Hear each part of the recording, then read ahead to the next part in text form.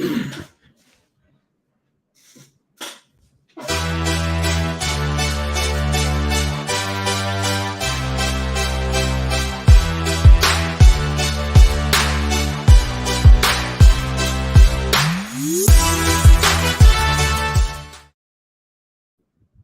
guys, this is a little bit of a surprise. It's not Thursday, it's not 11 a.m., but we want to make sure that we always bring you new information that's going to be helping you in your business. And so we're live and having a look at something that's been coming on our agenda in the last few weeks, and it's making a bit of an impact for those that are in the internet and are considering how they keep and look after their brand and small business.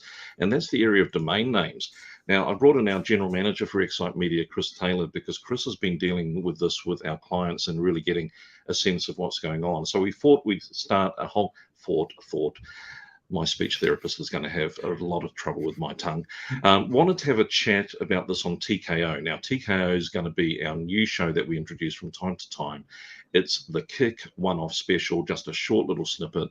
And Chris, we're talking about a new domain name for Australia. What's going on? So for anyone on our mailing list, you'd already be aware of this. So if you're not, get on our mailing list. Exciting news in Australia that for the first time ever, AUDA, which is the governing kind of body that looks after domain names in this country, has announced that for the first time, you'll be able to register just straight .au domain names. So, for example, we're on excitemedia.com.au, and we have now secured excitemedia.au.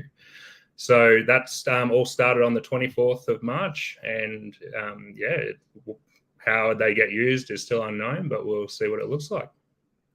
It's really amazing. It's taken a little while, hasn't it? Because some countries in the world have actually already dropped their .co or their .com and just gone with their country letters. And for us, we've always had .com.au. Now we're going to save a little bit of finger typing. But what do you think of the benefits to the average business?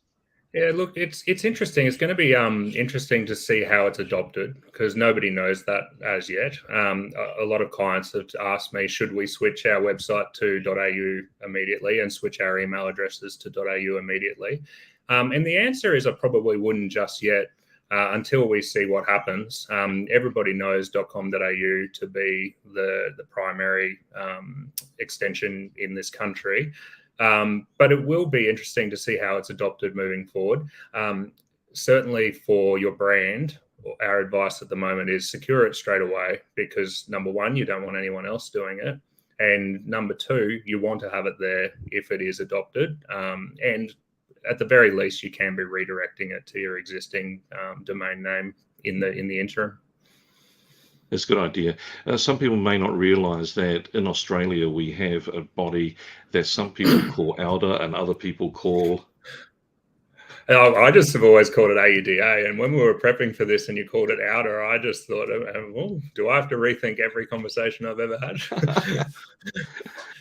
But this is the group that look after all our domains in Australia, and I know they've been thinking about this .au for a while, and they've actually rolled out a website that you can go to, which is called GetYourAU. So if you want to, you can simply go here to get more information about what's going on. But Chris, we've also taken a step for our clients and created a post that they can find in the Excite Media blog.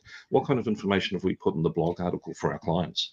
It's an interesting time, because as you can see there in the headline, 24th of March has been the date we've been working towards all this time. AUDA has been drip feeding information over the last few months about what to expect with the release. So we've been keeping an eye on that, and we dropped this blog article purely to inform our customers of what's happening, what are the key dates, and what you should be doing. The reason the 24th of March is the key date is that's the date that they were released. But we're actually in a 6-month period at the moment, which is a priority allocation process. So what that means is if you haven't secured your .au domain for your business just yet, don't panic. If you own an exact match of any other extension, be it .com.au, .net.au, .org.au, then you do have a priority to register the .au. And you've got up until the 20th of September to do that and go into the priority allocation queue, which we've done. We did that on the 24th of March. Thankfully, it was very smooth and it got approved, and that's now our approved domain name. So, yeah, not mission critical yet, but definitely would be getting into that priority allocation process as soon as possible. Now, we've got a special place that you can register essentially in that blog. So go to excimedia.com.au, click on the blog, and in the article, you'll come through to this page. Now, I can imagine there are some industries, whether they're plumbers, builders, cafes, where there might be a little bit of conflict. They're not going for an exact match of their current domain. What happens when the bun fight starts? Yeah, that was something I was very interested to read about as this all unfolded, because there is a lot of situations where someone has bought the .net.au because the .com.au didn't exist. So a lot of the first question I get asked is, do I still have priority? The answer to that is that it's complex. The AUDA has a contested name process. So when two people apply for the same domain, because they feel that they have the same right, the domain name is allocated based on a set of rules that the AUDA will look through. So that includes things like registration date is one factor, but there's a lot of other factors that go into the categorization of how they determine who the true priority owner is. But as I said earlier, my advice is just get it done as soon as possible so that you're the first person to register for that priority allocation. And from there, the AUDA does the decision making, and just fingers crossed, really. And I guess there's probably going to be scenarios where they'll look at how long you've had your original domain, and if you registered one in the last 12 months, but someone's had one for 12 years, they're probably likely to get the Guernsey, aren't they? Yeah, absolutely. The first rule is length of registration.